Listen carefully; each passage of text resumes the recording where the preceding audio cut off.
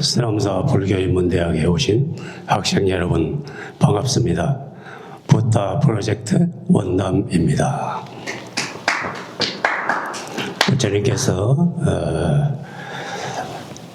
19년 동안 기원정사를 사랑해서 기원정사에 계시다가 어느 날 이제 사랑하는 시자 아난다를 데리고 바이샬리 성에 머물 때였습니다. 바이샬리는 외살리라 하기도 하고 바이샬리 성에 대승불교에서는 비유리 성이라고 하기도 하는데 여기에 머물 때 부처님께서는 바이샬리 성은 그 당시에 밭지족들이 이제 정치를 하고 있었는데 그 제도가 공화정입니다. 공화정이라는 것은 왕이나 전제 군주가 다스리는 게 아니고 대중들이 한 장소에 다 모여서 말하자면은 이제 그걸 연맹이라 그러는데 밭지족은 그 당시에 연맹을 이루고 있습니다. 우리가 김해나 부산, 상주, 함안, 고령, 성주 이쪽에는 옛날에 우리가 육가야가 연맹을 이루고 있었다 이런 역사책에서 배웠습니다. 그와 같이 밭지족도 작은 부족끼리 연맹을 맺어서 서로 침략하지 않고 사이좋게 살자 이렇게 하면서 정치 제도는 왕을 뽑아서 전제군주를 뽑아서 다스리는 게 아니고 한 장소에 3,000명 내지 5,000명 정도 모여서 정치 의제를 정하면은 며칠간 토론해가지고 대중이 합의해서 결정해서 운영하는 그런 정치 제도를 공화정이라고 합니다. 영어로는 리퍼블릭이라고 하죠. 우리 한국 국호가 지금 뭡니까? 리퍼블릭 오브 코리아. 코리아 말 그대로 해석하면은 고려공화국이라 이렇게 돼요. 리퍼블릭 오브 코리아. 그런데 이게 이제 민주주의 형태로 발전해가지고 지금은 이제 1인 1표제 사람들이 5,000명 이상 넘어가면은 대중이 한 장소에 모여서 토론하기가 어려우니까 이제 차츰 발전해가지고 민주제로 바뀌었습니다. 민주주의. 지금 현재 인간이 개발한 정치 제도 중에는 민주주의가 가장 합리적이고 보편적이라 받아들여지고 있습니다. 국민 개개인이 1인 1표를 던짐으로써 나라의 지도자를 뽑고 또 중대한 개헌이라든지 헌법을 개헌하든지 국가 중대사도 투표로 하는 이 제도를 민주주의라고 합니다. 부처님께서는 공화정을 염두에 두고 계셨어요. 부처님께서 특별하게 부처님 당시에는 고대 노예제 사회이기 때문에 일반적으로 왕정이나 전제군주 제도가 일반적인데 그것보다는 부처님께서는 바이샬리 성의 밭지족들이 운영하는 이 공화정이 마음에 들어서 여기에 칭찬했습니다. 그래서 그런데 일이 일어났습니다. 마가다국의 왕인 빈비사라 왕의 아들이 이제 아자타 샤뚜가 야심이 만만해가지고 근처에 눈앞에 가시처럼 여긴 이 밭지족의 공화정을 침략해서 자기 영토로 흡수하려고 했어요. 그걸 부처님께서 아시고 이제 아자타 샤뚜가 밭지족에 사신을 보낸 것을 사신이 왔습니다. 그래서 그 사신 앞에서 부처님과 아난존자가 대화를 나눕니다.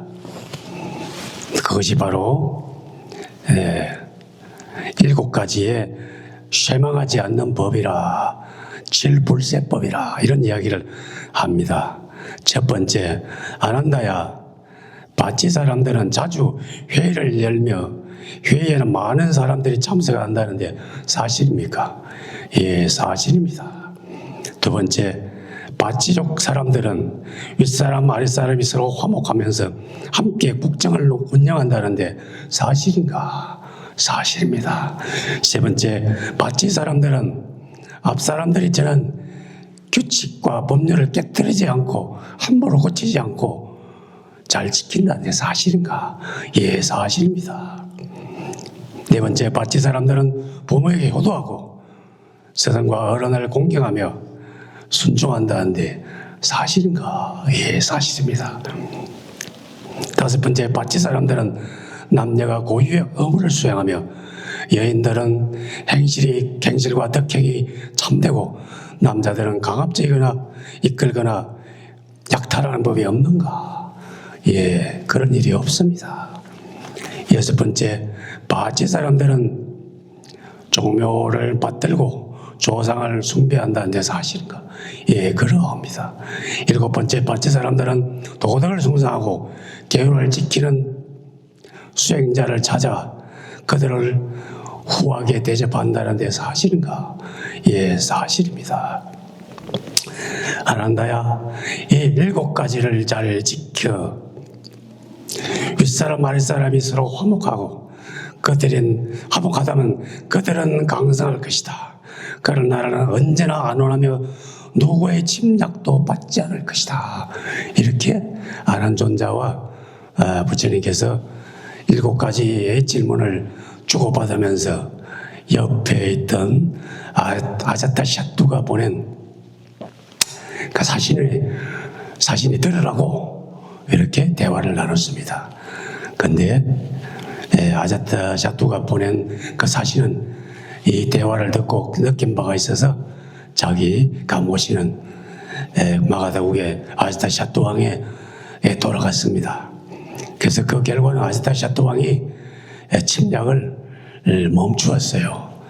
근데 나중에 이제 부처님께서 열반에 드시고 3년 안에 아자타샤투가 군사를 동원해가지고 부처님께서 칭찬했던 이 바치족의 공화정을 무너뜨리고 자기 영토로 흡수했다는 뒷이야기가 있습니다.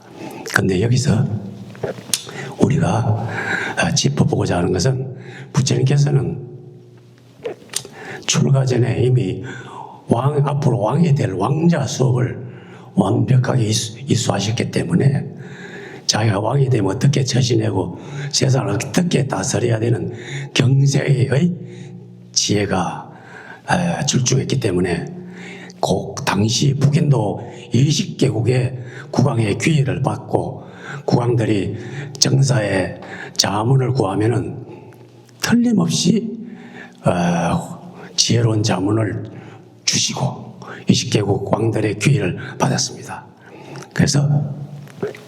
그런데 그 중에서는 시대를 뛰어넘어서 부처님께서는 그래도 왕정이나 전제군주제보다는 공화정이 낫지 않을까, 인간의 본성에 맞지 않을까 예견하시면서 칠불세법을 우리한테 제시하신 것입니다. 오늘날에도 부처님이 말씀하신 그 나라가 강성하지 결코 멸망하지 않을 칠불세법을 지켜가면은 그 나라는 안온하고 평화로우리라, 이런 메시지를 주고 계십니다. 근데 부처님께서 칭찬했던 공화정이 거의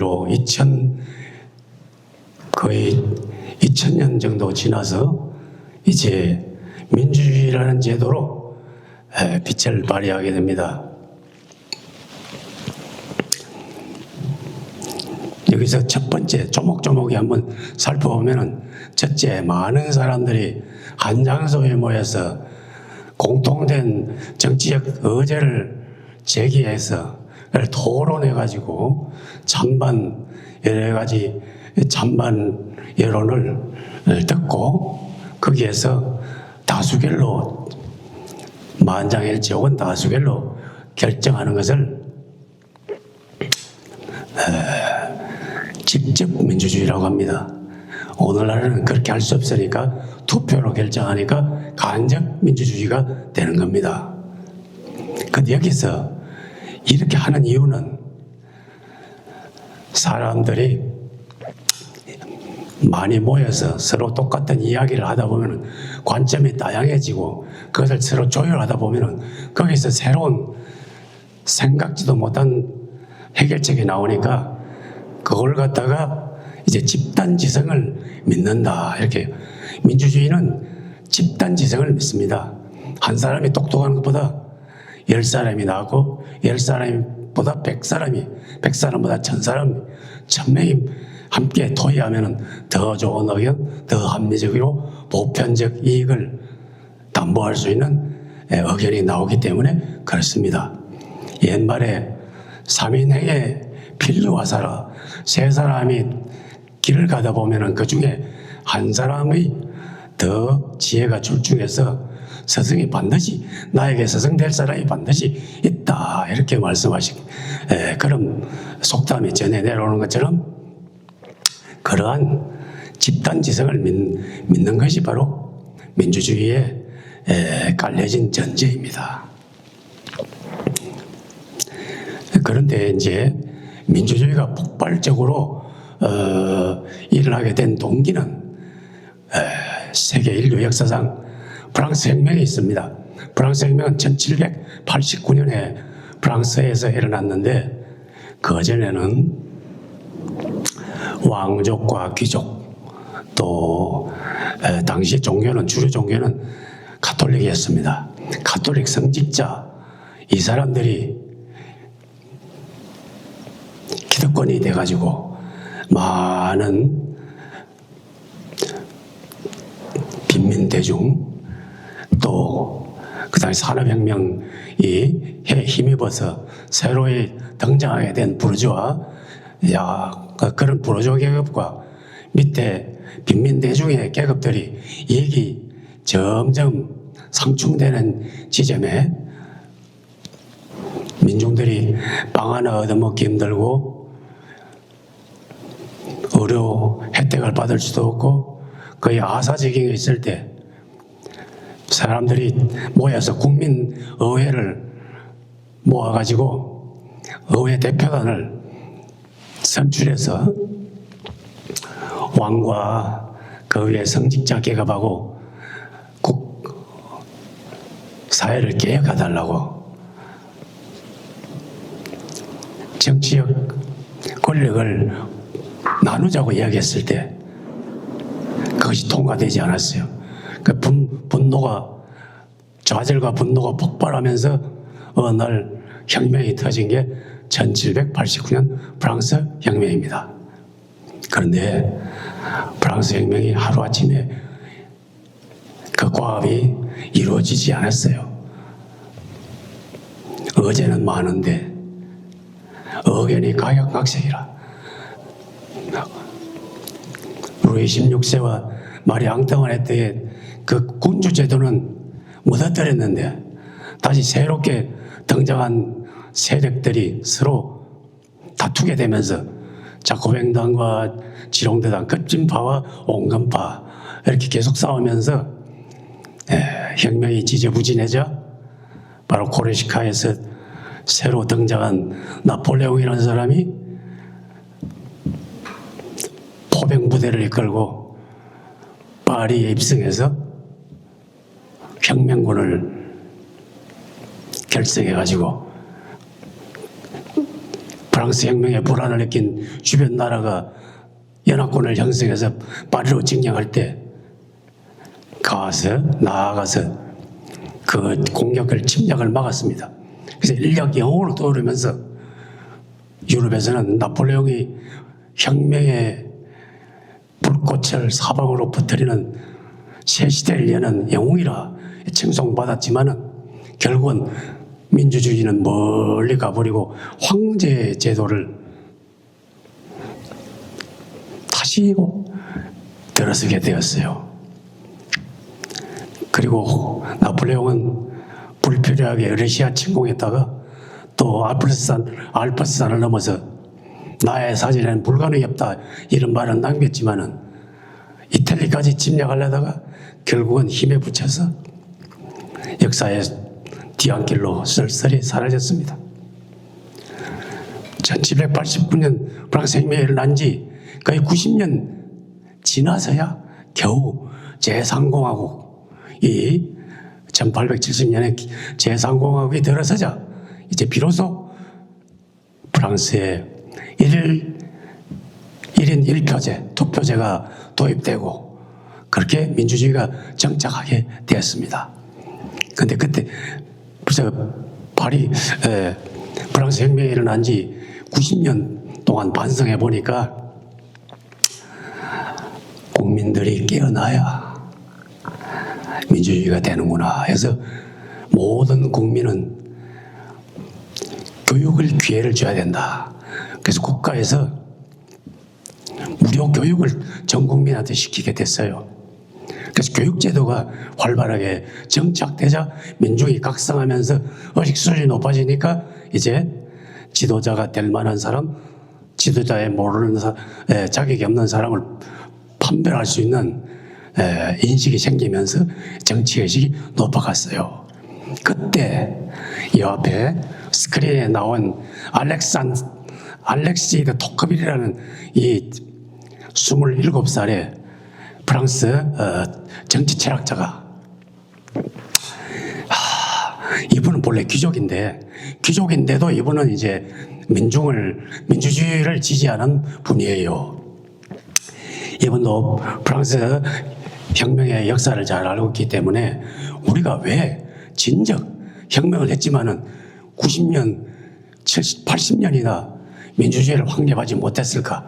우리보다 뒤에 시작한 저 아메리카 합중국 미국은 1776년에 독립했잖아요. 미국이 독립할 때 프랑스는 아주 자랑스러워가지고 프랑스 사람들은 우리의 혁명의 정신, 자유평등 박애의 정신을 저 아메리카 대륙에서 실현하고 있구나 해가지고 자유의 여신상을 독립의 선물로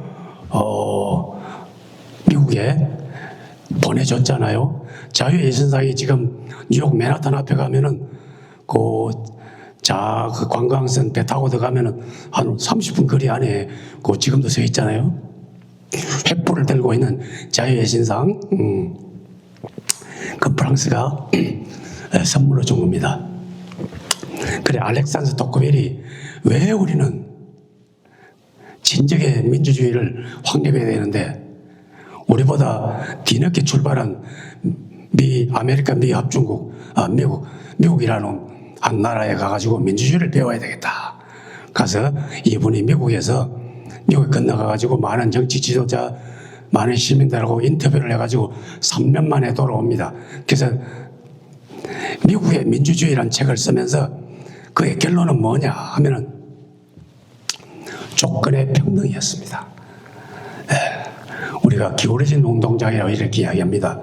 빈부격차가 있으면 아무리 교육을 균등하게 받았다 하더라도 가난한 사람, 부자인 사람이 출발 선상이 다르기 때문에 부자인 사람, 권력이 많은 그런 사람은 사회에 유리한 고지에 점령해가지고 쉽게 출세할 수 있는데 저 가난한 사람은 기회가 박탈되어가지고 계속 가난하게 될 가능성이 많다.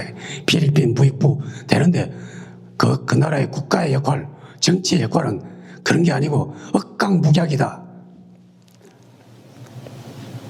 억강부약이다. 억누를 억자, 강을 강자, 붙들 붙자, 약할 약자. 강자, 사회적 강자, 기득권 세력, 기회가 많이 가지고 태어난 사람들은 좀 양보를 받아내가지고 그 사람들은 좀 세금도 많이 내고 이래서 사회적 부담을 많이 줌으로써 약자들한테 혜택을 줘가지고 기회를 많이 줘야 개천에서 용이 날 수도 있고 계급이 상승할 수도 있고, 그래서 사회가 자유와 평등과 박애가 실현될 수 있다. 이렇게 얘기했어요. 알렉산더 토크벨이 남긴 유명한 말이 있습니다. 모든 민주주의는 시민의 수준에 맞는 형태의 정부를 갖는다. 그 나라의 정부의 수준은, 그 나라의 정치의 수준은 그 나라의 시민의 의식에 비례한다, 이 말씀입니다. 어떤 나라가 독재를 30년, 20년 하는 그 나라를 보면은 그 나라의 민주 시민의 의식이 그것밖에 안 됐기 때문에 그렇다는 겁니다. 근데 오늘날 우리 한국의 현실을 보세요. 지금 우리는 작년에 촛불혁명으로 민주주의를 실천해가지고 세계에서 부러워하는 나라가 됐습니다. 그만큼 우리의 민주의식, 시민의식이 투철해진 겁니다. 정치의식이 높아진 거예요. 1960년 이승만 독재부터 투쟁해가지고 4.19 혁명, 그리고 5.16 혁명을 거쳐서 유신 독재를 무너뜨리고 다시 1987년 6월 혁명으로 헌법을 바꿔서 국민 투표로 대통령을 뽑아서 문민체제로 들었었잖아요.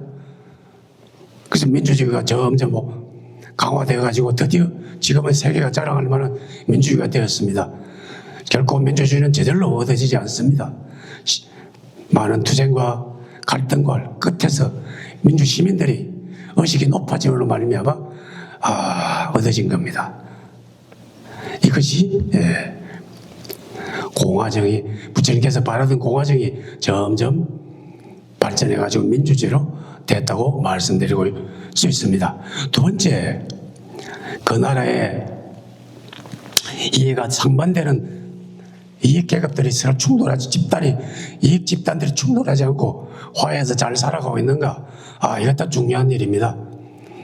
그 나라 갈등이 해소하는 작용이 그 나라 안에, 공동체 안에 있어야 된다는 말이죠. 안 그러면 점점 멀어져가지고 내란이 일어날 수도 있고, 화해할 수 없는 지경에 가면 되지 않겠죠.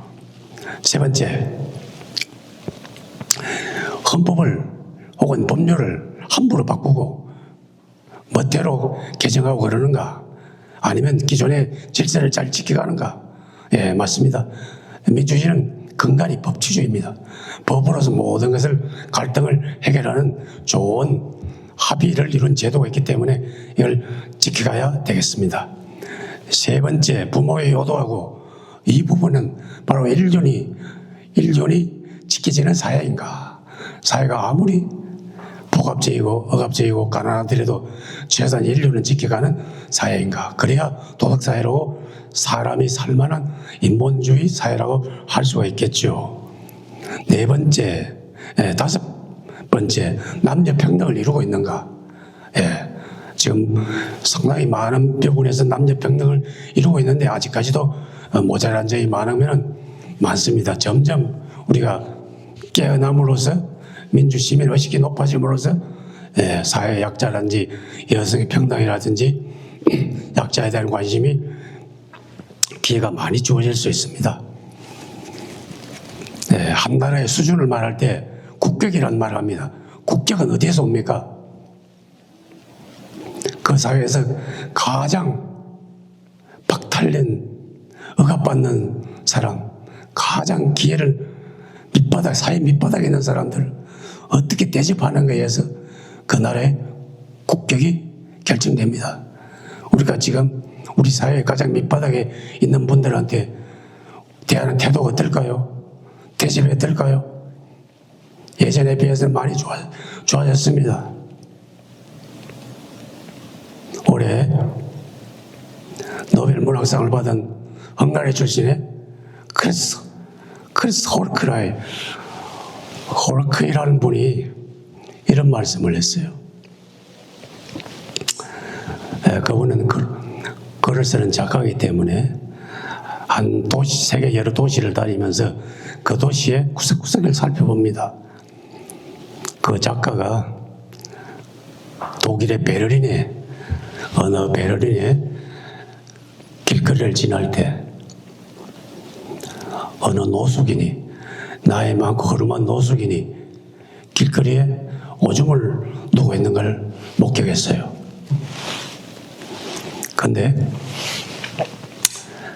그걸 막으려는 경찰이 몽둥이를 들고 곧 때리려고, 아니면 잡아들이려고 하는 그 광경을 목격했어요. 그리고 이 작가의 문학가의 심성은 인간의 가장 섬세하고 양심적이고 도덕적인 선을 최전방에 있는 분이기 때문에 그걸 보고 그분은 이렇게 느꼈습니다. 아, 인간한테 과연 희망이 있기라도 한 건가? 우리에게 희망이 있는가? 인간의 미래에 희망이 있을 것인가? 이런 고민을 합니다. 그 작가는.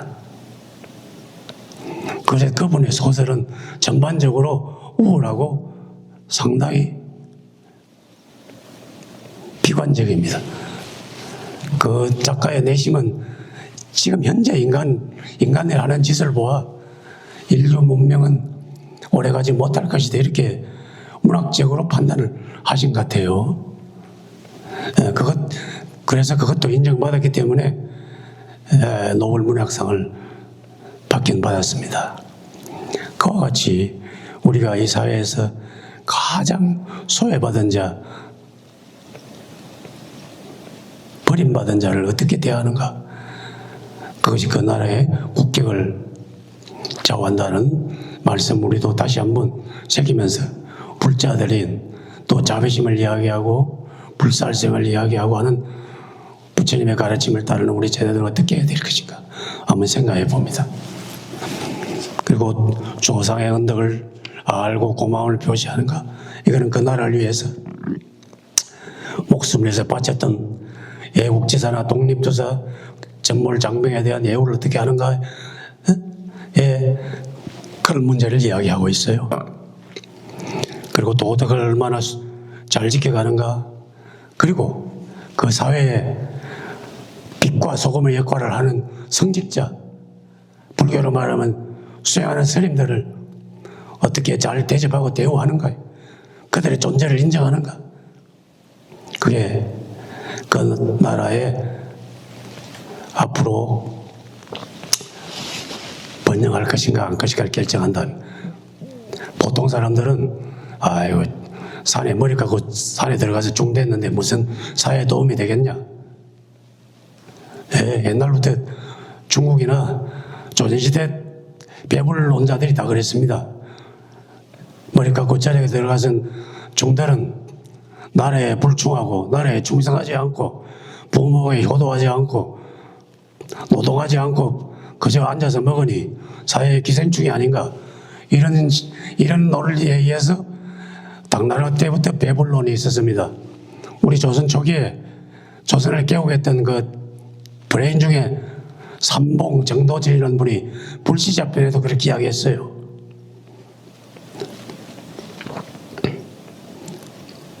근데 그런 분들은 하나만 알고 둘은 모르는 겁니다.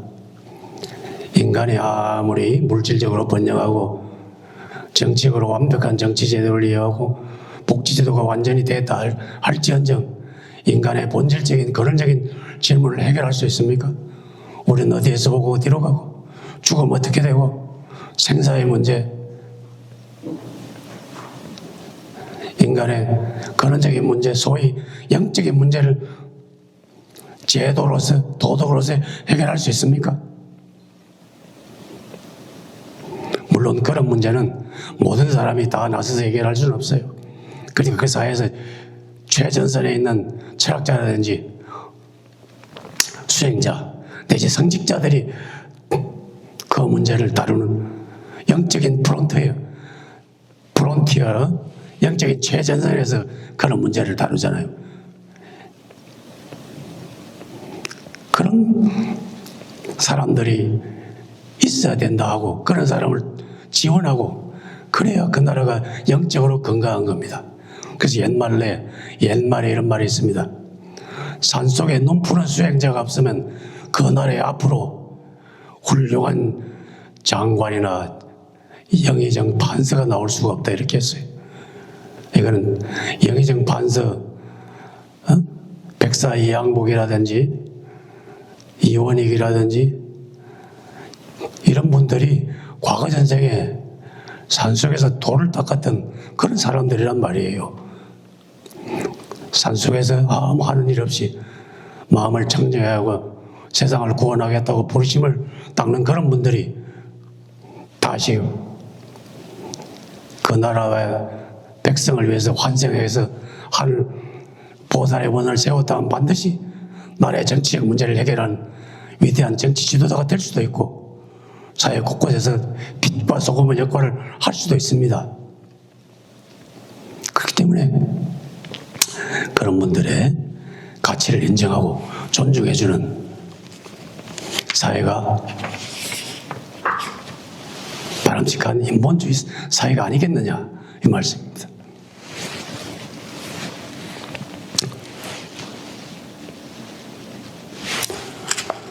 그래서 아까 사회 국격에 대해서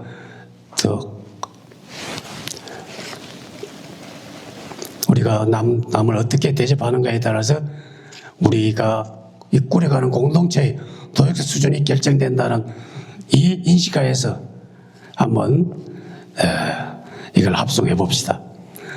지금 이 순간 내가 편안하여 아무 걱정이 없이 지낸다 하더라도 세상 한 구석에 고통받는 사람이 있다는 것을 잊지 않기를, 지금 이 순간 내가 마음 맞는 사람들끼리 즐겁게 지내더라도 군중의 무가집 속에 소외된 사람이 있다는 것을 잊지 않기를, 시따랐다가 동서남북 네 곳을 두루다니면서 인간 시장의 실상을 목격했듯이 나 또한 세상의 실상에 눈을 뜨고 정신이 있게 있기를, 내가 개인적인 안락에 안주하며 세상의 어둠을 보는 눈이 멀지 않기를, 세상의 고통을 듣는 귀가 멀지 않기를, 타인의 아픔을 느끼는 가슴이 마비되지 않기를, 내가 선정의 안락에 안주하여 선곽을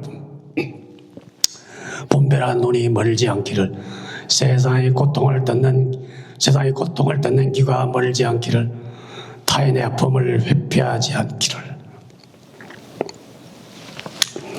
세상에는 문제가 많습니다. 끝없이 한 문제가 해결되면 또 다른 문제 끊임없이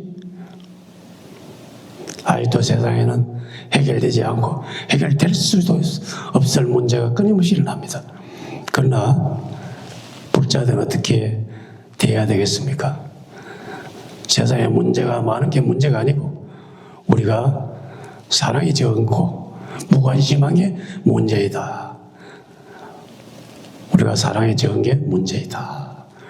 나 자신으로 세상 문제를 가져온다면 우리가 세상에 무관심하고 타자의 아픔을 무관심하고 우리의 자비심이 적은 것이 문제다. 이런 자각을 하게 됩니다. 네, 여기까지 말씀드리고 또 잠깐 쉬었다가 하겠습니다.